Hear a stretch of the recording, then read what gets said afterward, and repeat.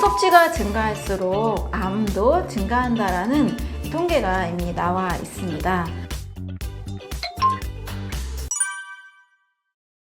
고기 섭취가 증가할수록 암도 증가한다라는 통계가 이미 나와 있습니다. 미국의 코넬대 교수인 콜린 캠벨과 또 아들 토마스 캠벨이 함께 아주 대규모의 연구를 했는데요. 무려 60년에 걸친 연구를 진행을 했습니다. 그 이름은 차이나 스터디라는 건데요. 고기 섭취량과 질병의 상관관계를 조사를 한 연구입니다. 결론적으로 고기를 많이 먹는 나라, 미국과 유럽 중심의 나라와 고기를 적게 먹는 나라, 아시아 쪽의 이 나라들을 비교했을 때 하루 섭취량의 10% 미만으로 고기를 먹는 아시아 쪽의 이 사람들이 훨씬 질병이 적고 또 암도 적었다는 것을 확인을 했습니다. 하지만 이 아시아 국가라 하더라도 좀 부유층에 있는 사람들의 경우 고기 섭취량이 10% 이상 넘어갔을 때는 또 동일하게 심장질환, 암, 만성질환들에 노출이 된다는 것을 확인을 했습니다. 따라서 고기 섭취량이 증가할수록 암도 같이 증가한다. 이것은 대규모 이 차이나 스터디 연구를 통해서 밝혀진 사실이 됩니다. 1981년 리처드 돌과 리처드 페토 연구 논문에 의하면 암이라는 것은 35% 정도가 식습관에 의해서 생긴다라고 이야기를 하고 있습니다. 특히 붉은 고기, 가공육을 많이 섭취할수록 암이 많이 유발된다라고 결론을 내렸습니다. 이 내용은 미국의 국립보건원과 또 은퇴자 협회에서도 식습관과 또 고기 섭취와 암의 상관관계가 있다는 것을 계속 확인을 하고 있습니다.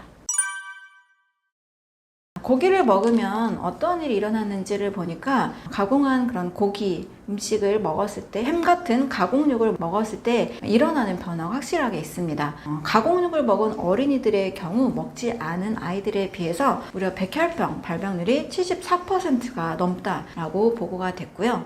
성인의 경우 가공육을 먹었을 때 췌장암이 무려 69% 이상, 방광암이 59% 이상 증가한 것을 확인을 할 수 있습니다. 그 이유를 살펴보니까요. 일반 고기도 아닌 가공육을 먹었을 때는 고기를 처리하는 과정에서 화학성분이 들어가게 되고 발암물질이 많이 생성된다라는 보고를 하고 있습니다. 가공육에서 많이 발견되는 나이트로사민을 먹었을 때 사람의 세포는 DNA가 유전자가 변하게 되고요. 또 활성산소가 많이 증가하게 됩니다. 고기 속에 있는 성장인자인 IGF-1은 암세포를 더 키운다라는 연구 결과가 있습니다. 그래서 가공육은 절대적으로는 정말 먹지 않아야 되는 또 최소화해야 되는 음식이고요. 가공육과 함께 붉은 고기의 섭취도 역시 암을 유발한다라는 이야기를 같이 하고 있습니다. 이 고기를 먹었을 때 몸에서 어떤 변화가 일어나는지를 보면 일단 혈액이 탁해집니다.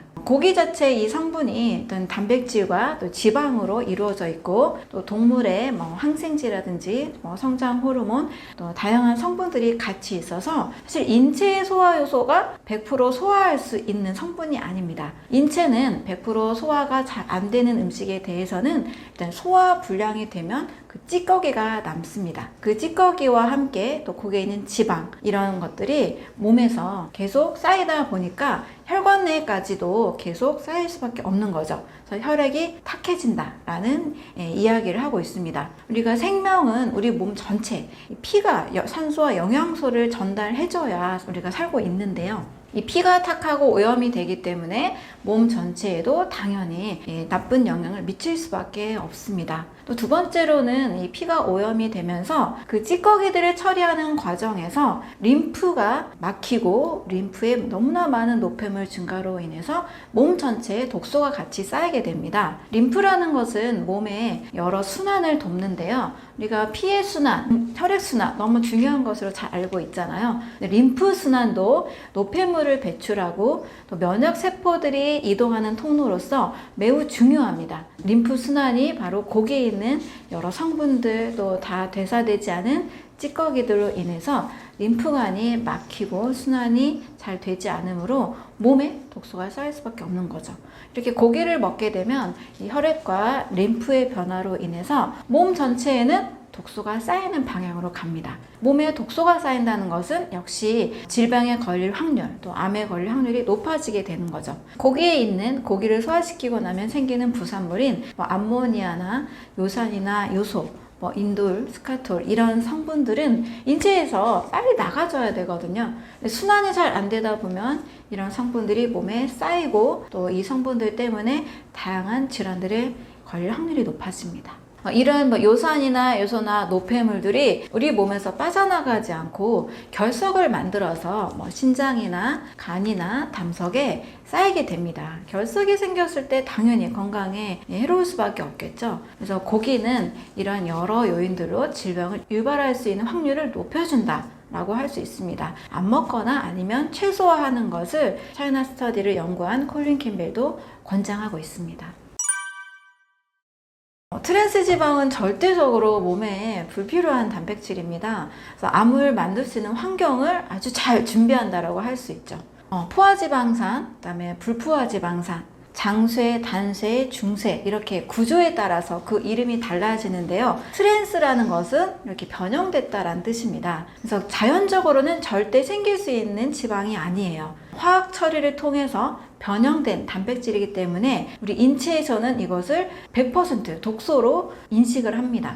이 트랜스 지방은 세포막에 달라붙어서 이 세포막이 당연히 흡수해야 되는 산소나 포도당이나 이런 영양소들의 흡수를 막아버립니다. 세포가 영양을 공급받지 못하면 그 세포가 에너지를 만들지 못하고 또 생명을 유지하는 데 방해가 되겠죠. 세포의 영양 공급을 하지 못하게 막는 측면에서 트랜스 지방은 반드시 몸에서 없어야 됩니다. 대표적으로 알고 있는 팜유라든지 식물성 지방이지만 변형된 지방이기 때문에 몸에 좋지 않죠. 마가린도 마찬가지입니다. 또 굉장히 많이 여러 번 튀긴 그런 음식들이 있죠.